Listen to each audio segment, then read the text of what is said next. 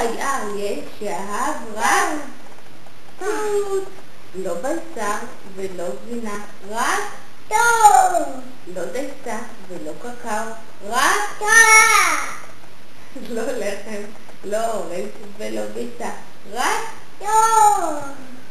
ביער רחוק שבו הוא גר לא היה תות. ישב אריה ובכה ובכה, אני רוצה תות. באה אמא שלו הלוויה ואמרה לו, תשמע חמודי, אין תות, ביער שלנו אין תות. יש פטל שזה פיל, סיגריות ומרק, יש אורז, צ'יפ, קבב, אבל אין תות.